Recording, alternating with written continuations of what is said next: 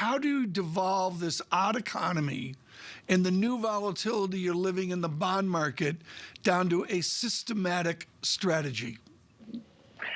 Well, Tom, it's an odd economy, as you point out, but it's a payroll report, as Jonathan nailed right at the beginning, that solidifies 75 basis points.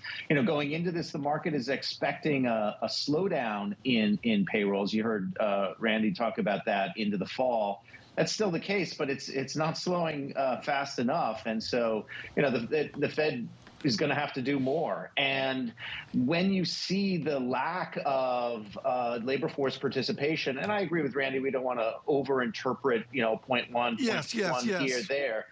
But you haven't really seen that, and that's a real problem on the wage inflation front. So, the lack of payroll slowing here and the lack of an increase in participation is just, again, highlighting the pressures on the Fed here, that you have an overheating economy and they need to really push on the demand side. And so you're seeing the reaction in the front end, reflective of that. Jeff, I want to go to the wheelhouse of what you do, which is linking full faith and credit into trying to not lose money here.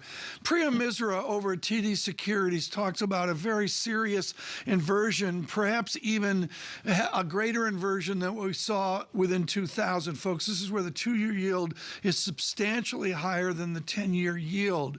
What does each basis point mean of larger inversion going forward? What does that mean in the real world of not trying to lose money in fixed income?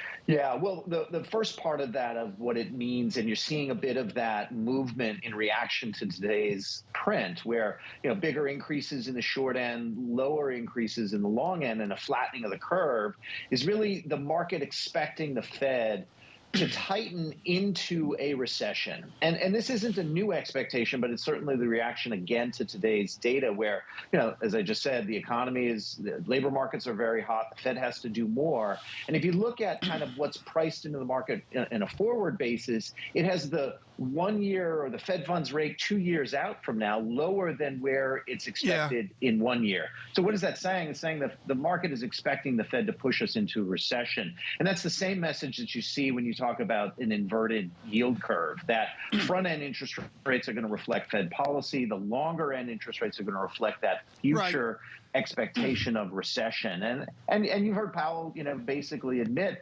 and really in the minutes, that they're willing to take that risk because the bigger risk is letting inflation become entrenched. And I think that's right.